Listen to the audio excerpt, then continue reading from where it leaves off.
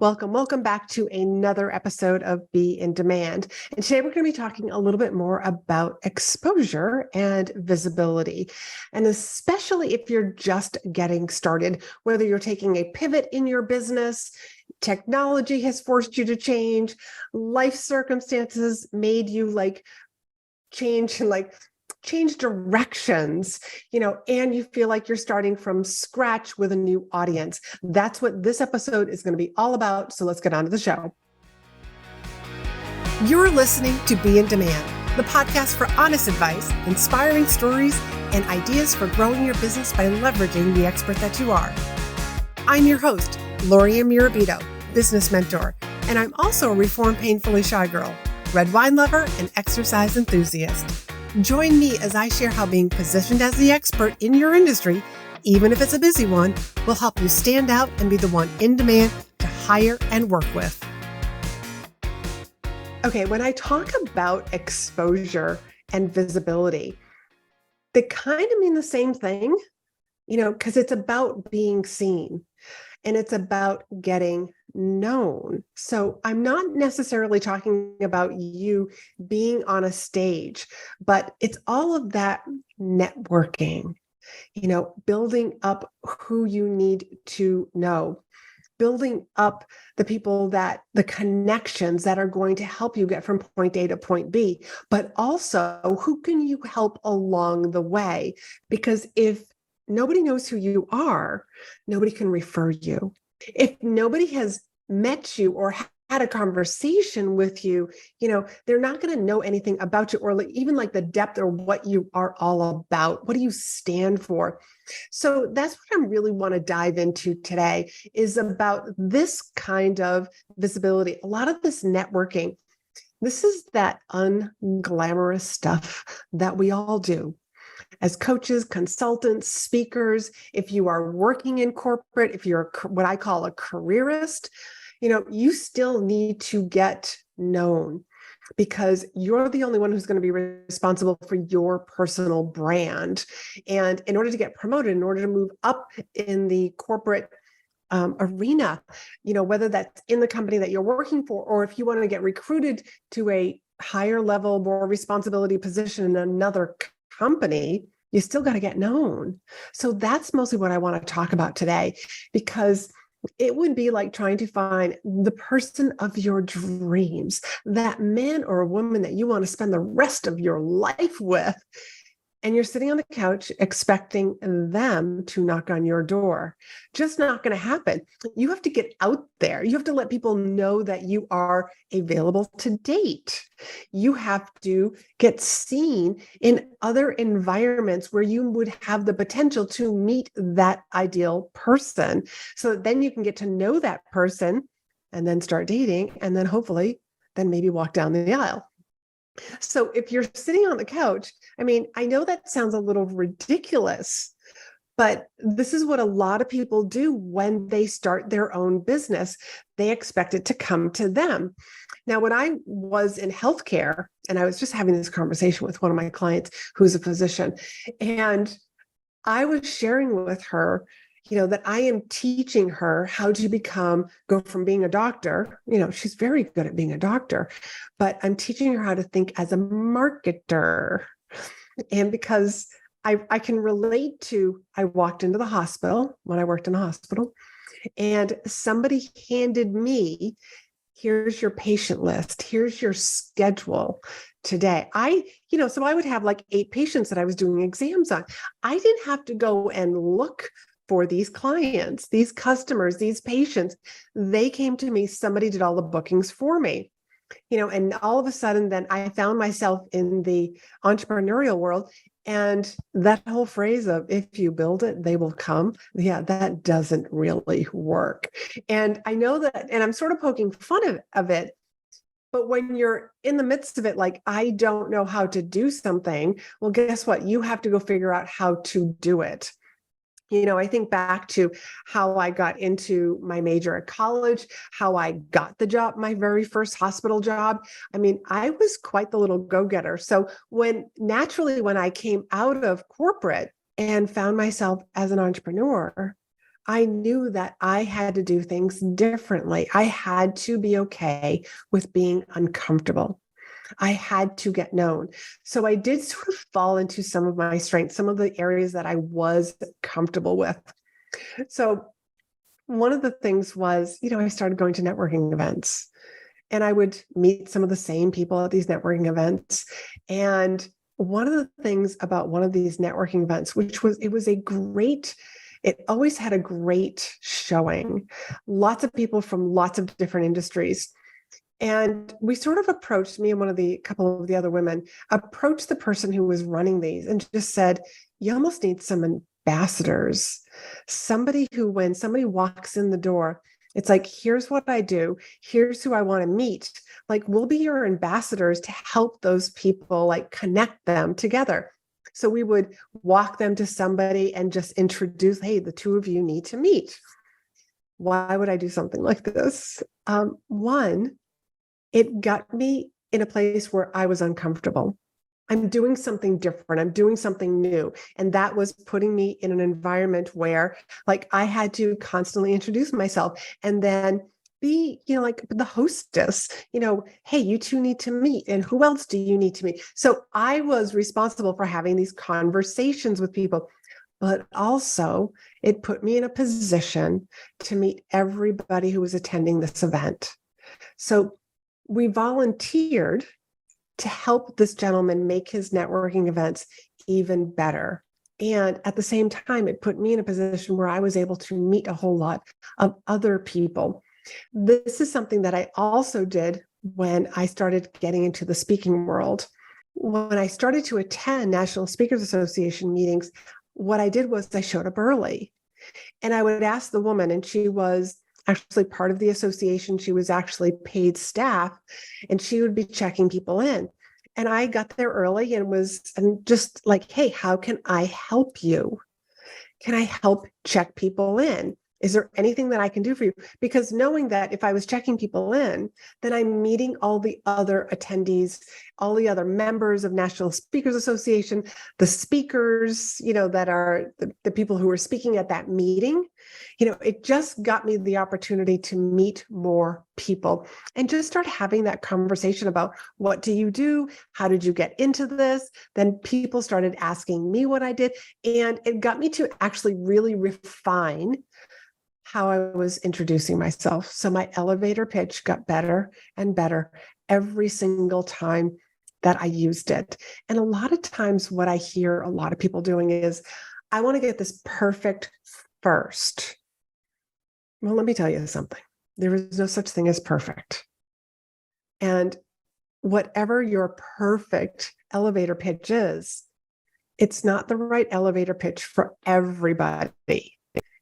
One of the things that I've always said to my clients is, you always want to have like 2 or 3 elevator pitches in your back pocket, because depending on if somebody is somebody who could refer you or somebody who could hire you, you want to have those different elevator pitches so that it suits that person. And so what does that require? That does require that you need to ask them, so what do you do? And you kind of need to ask that first.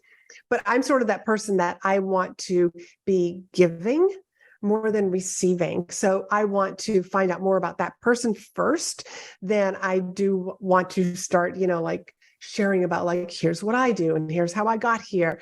I'm always so interested in other people's paths and how they got to where they are.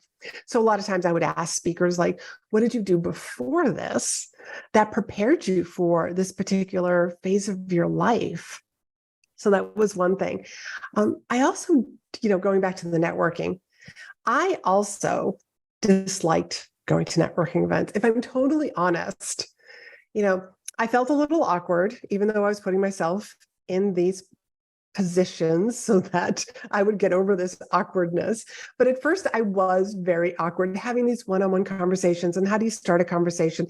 And how, like, if you're just kind of finished a conversation, how do you break into another like group of people who are having a conversation, and make it seem oh so natural?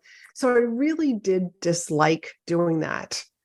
I disliked that one-on-one. And what if I ended up talking to somebody else who was also awkward?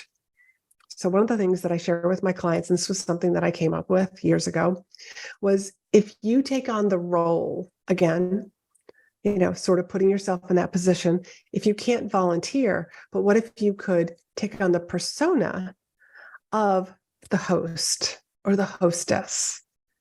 So if you are the host or the hostess, then that means your job is to go around and make sure that everybody's having a good time.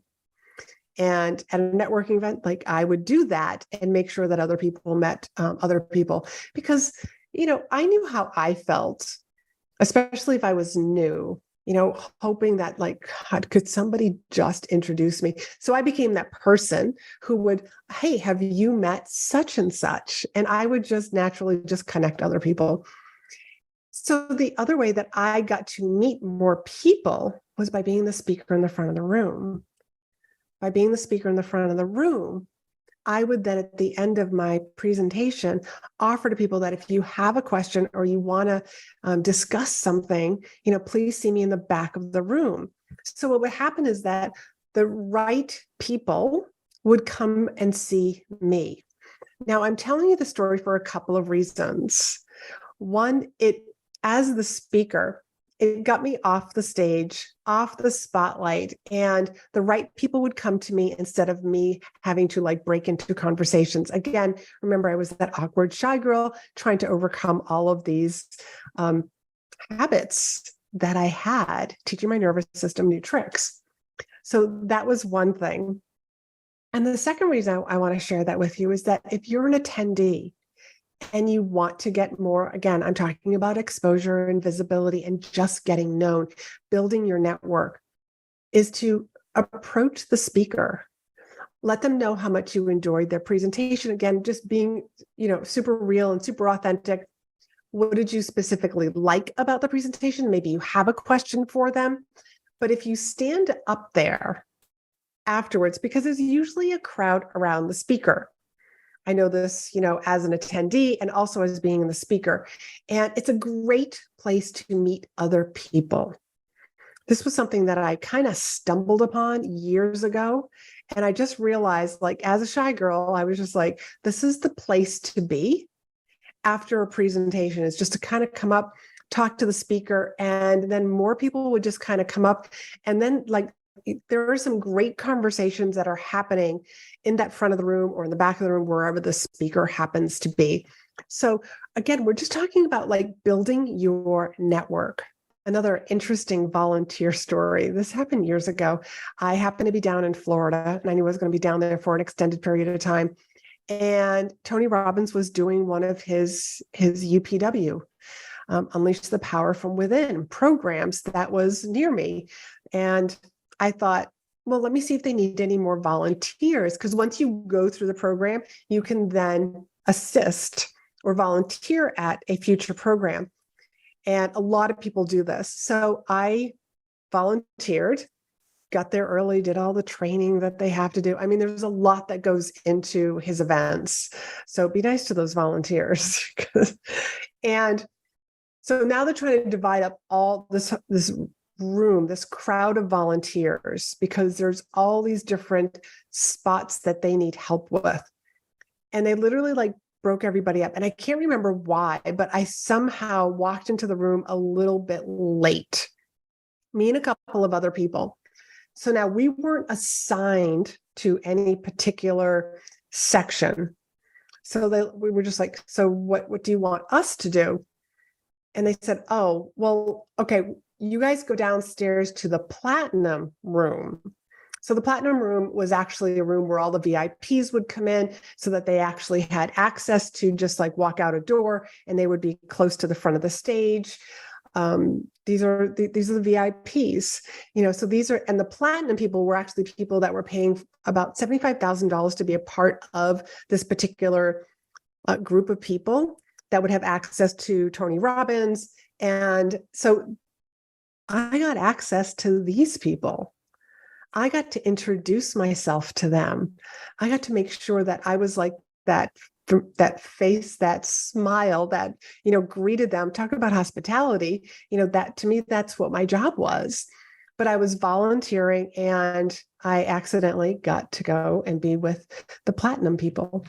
So that was a lot of fun. Again, just volunteering, doing a really good job at volunteering, going above and beyond. And it's a great way to network and meet other people. And then I also got to, while I was at this event, help people like with bathroom breaks, like, let me cover your table, let me help you out. Again, these are just great ways to get visible and build your network. And again, just like I said in the beginning, this is some of that unsexy stuff that people don't want to do, but it really does build a foundation to your business and to your personal brand. So more about when you're at these events and you're starting to meet people. And I'm a big endorser of don't have an agenda. It's not like I got to make sure that I meet the right type of people so that I can like pitch myself to them. No, just what if you're just having great conversations, building friendships? Because that's what networking is. It's those kind of connections. Yes, it's probably going to come up. Hey, what do you do? What brought you here to this conference or this event? I know somebody who went to that school or who lives in that area. And again, like you're just building your network. Make sure you go to the breakfasts, the breakout sections, the breaks, the cocktail hours, because this is where like people just kind of like, they take their hair down, they're just kind of like relaxing and they're talking about the event and they're just mingling. If you're not the sort of person who feels comfortable approaching other people, then stand by the coffee, because people are going to come and get coffee and be like, hi, how are you? And you could spark up a conversation. So if it's a cocktail hour, stand relatively close to the bar. I would also suggest, because again, that's like a common place that people are going to be coming up to, and you might spark up some more conversations. In-person meetings and conferences are making a huge comeback. And it's not just a necessity, but just getting in front of people. We're human beings. We are designed to be in front of other people. We are just designed to have those kind of connections. So make the best of attending those sort of situations. Maybe it's not something that you normally do. You would rather, like, especially after the past few years, we've developed some new habits. Oh, I think I would rather just be in the virtual audience. I'll just be over here in the side like a fly on the wall. Like, do something different. Fly across the country and go attend that conference. I have several events that are on my calendar this year already. And some of them are very high ticket. And I did that specifically for a reason, because different people show up for these high ticket events. And I want to be in the room with those people. I just recently, a couple of weeks ago, was part of Laura Belgrave's book launch, her first book, and it's a memoir. And I went to New York City for the book launch party that I was invited to. I bought a number of copies, so I got to meet a lot of these other people that were also helping with her book launch. Again, being in the room and getting to know other people. It's not scary. I mean, we make it out to be something scary, but again, this is building that foundation to your personal brand and just getting known, because a lot of those people could become referral agents once you build up those relationships with them. And a lot of these people that were at this book launch were a lot of from the online world. So these could become potential affiliates for me and my programs as well. So just a few more things about those in-person events. When it is a break, don't pull out your phone. I want to suggest that you actually just turn your phone off so that you can't hear the bings, so that you can't feel the vibrations from the text messages, so you don't feel inclined to look down at it. If you can leave it in the car, go leave it in the car. I'm going to leave that up to you. The reason why I'm making this suggestion is because what people have a tendency to do is, like, I feel awkward. I don't know anybody here, so I'm going to look busy by picking up my phone and pretending like I have got these text messages or emails that I must respond to. And all it's doing is like you're putting your head down, you're not making any eye contact with people. And so you can't approach anybody and nobody's going to approach you. So that's the other reason why I'm suggesting just like put your phone away in the hallways, like meet other people. Don't wait for them to say hi to you. Say hi first, because everybody's wondering, oh, I wonder if like they're approachable, so have a smile on your face. The little lavaliers, the little plastic casings, it's a great place to put your business cards. Yes, people still do use business cards. It's a great place to hold the other business cards that you collect and also to have yours on hand. So it's just easy to hand them out.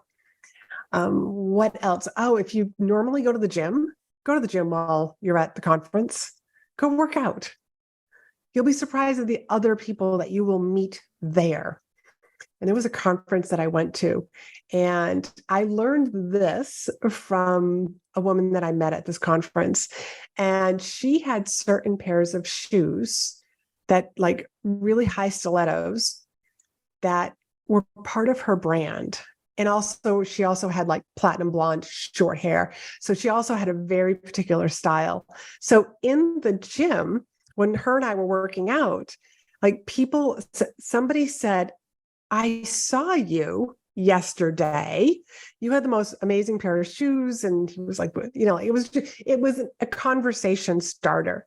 So it also reminded me to like always look your best when you go to these conferences. You just never know who you're going to meet and who you're going to want to end up taking a picture with. Like you could take pictures like with the speakers. And give more than you receive. This kind of goes back to the don't have an agenda, but I love to connect other people. As soon as I meet one person, it's just like, I'm always thinking, who can I connect them with? And I'll always ask them, who do you need to meet? What sort of people do you need to meet? Is there somebody in particular that you want to meet? Because I might know them, and let me make that introduction.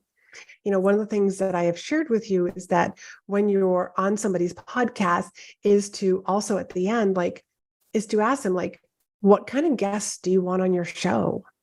Like, I know a lot of people. I've had a lot of clients who've gone through my program. So I know a lot of different coaches and consultants, and speakers and authors, that I can connect with podcast hosts. And the same thing is true for when I'm meeting somebody at a conference. It's always like, how can I help you? Who do you need to meet? I want to give more than I'm taking. And the other thing is also just to respect everyone. And I know that this is probably something that you do, but it's that shy person that's in the back of the room that probably is like, this is their first meeting. I remember my first National Speakers Association meeting. And I remember the very first conference that I went to here in Boston for the local chapter. Like, there's a conversation that I had with somebody that it wasn't a pleasant conversation. She made a comment about my story, and not that I wanted to speak about my story, but she made a comment, and I've always remembered that. And it's really made me really think about, like, respect everyone.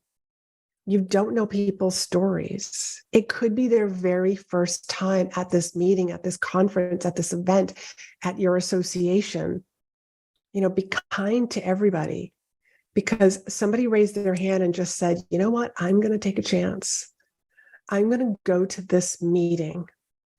Even though I'm shy and I don't know anybody, I'm still going to go. And I'm going to just because they had some sort of internal intuitive nudge that they need to go there. And those hotel people, the hotel employees, that are making sure that your room is just so, that your conference room is just so, that there's water, the media people, the AV people. I mean, just be nice to all of them, because their jobs are hard. Everybody's job is hard. And I come from the point of view of, I just want to believe that everybody is doing their best. And one of the things from when I worked in a hospital, I mean, I have some great stories from working in a hospital.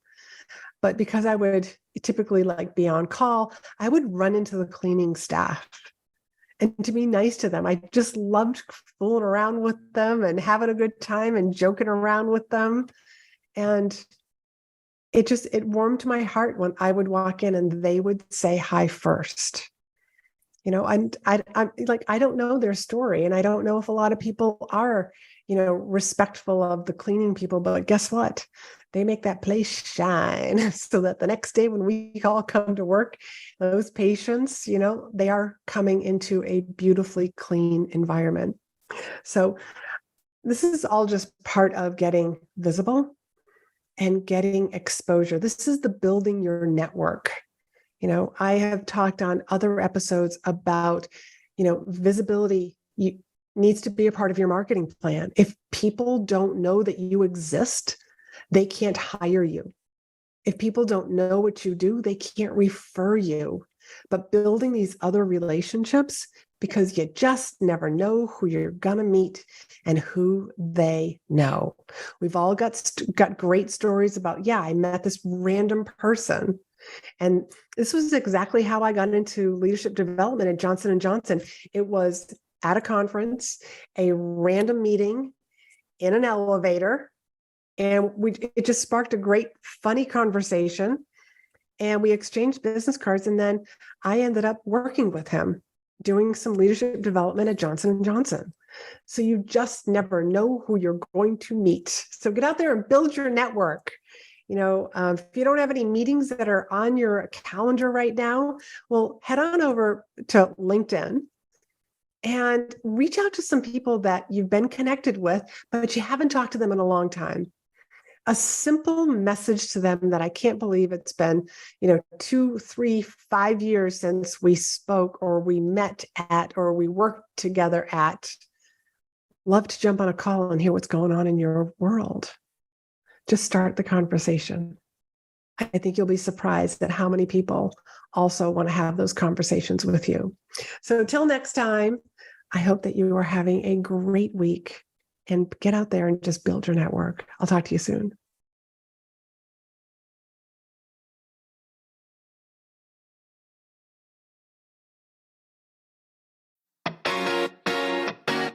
Are you ready to leverage speaking as your best form of marketing? There are over 7,500 events looking for speakers every single day. Speaking positions you as the expert in the room, but you probably don't know where to start. So I created this great resource called the Directory of Places to Speak. This resource will help you get started today. So head on over to speakandstandout.com/directory to grab your free copy now. Don't miss this opportunity to be the expert speaking to audiences filled with your ideal clients.